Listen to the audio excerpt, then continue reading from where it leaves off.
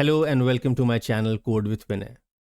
Today I am going to teach you how to perform a lucky draw in Java. We'll be selecting m participants out of n given participants. As usual, we'll develop a program which just doesn't work but is efficient and elegant as well. This video builds up on the idea of shuffling an array that I discussed in my previous video. But in addition to what we did in the last video, we'll make some changes in the logic to make it faster for our current task. If you haven't seen the previous video, then you can find the link to that video in the description below. For demonstration purposes, we have stored the list of participants in a static array called participants. You may read the values from the keyboard using the scanner class or even a file if the number of participants are high. Here we have a function lucky draw which accepts the list of participants as a string array and also m, the number of participants we want to select randomly. Also note that the function is returning the lucky participants as a string array. In order to focus on the task in hand, we are directly printing the returned array using arrays.toString.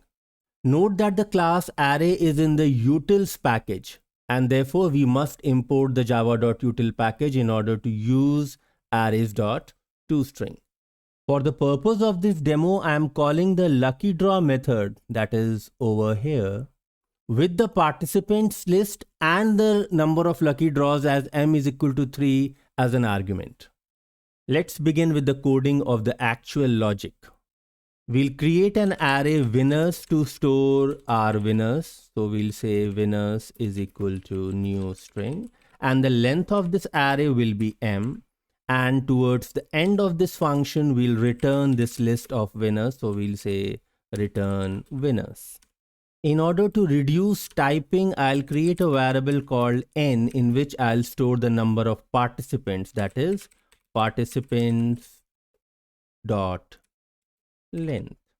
The shuffling algorithms work by iterating over the array participants from the end to the beginning and swapping each element with a randomly selected element from the beginning to the current position.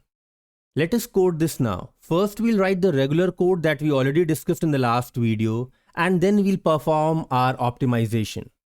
We'll be needing two variables. One variable temp is required for swapping, and we also need to randomly select an element. For that, we need a variable, let's call it j.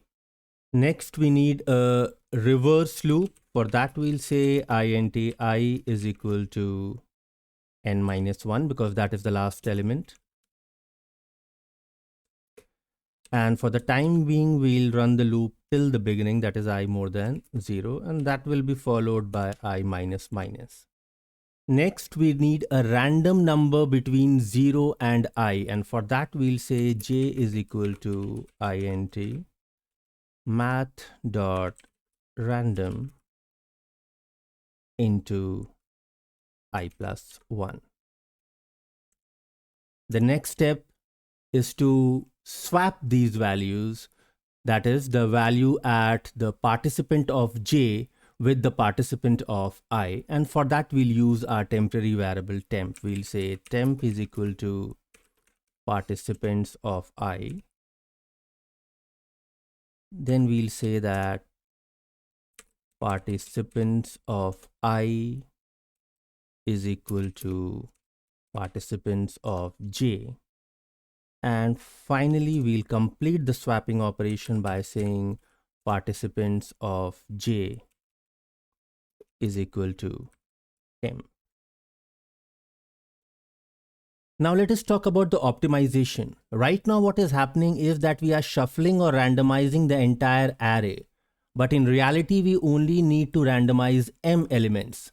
So instead of taking the loop till the end, we can only randomize the required part by saying n minus m. Now the entire array won't be randomized. Only the last m elements will be randomized now. Our next task is to store the last m elements in the winners array.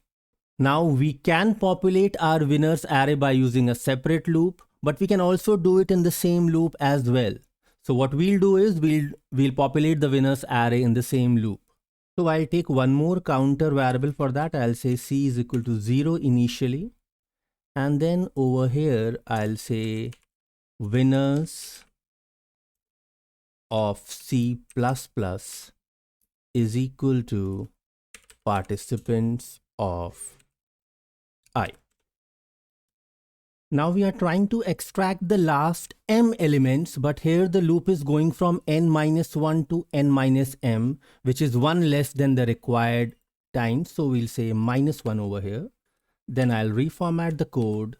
And now the last m values from the participants array will be transferred to the winners array, which will return at the end. Now let us run the code and see what happens. So I'll run the code now.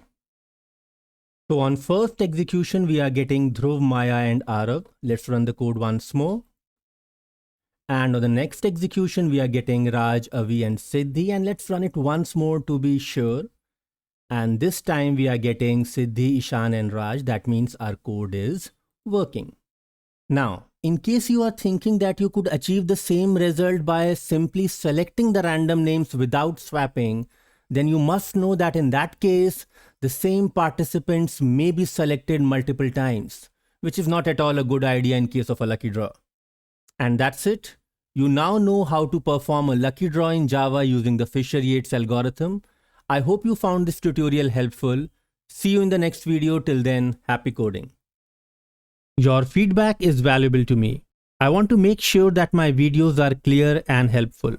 You can follow me on the internet on any one or all of these channels.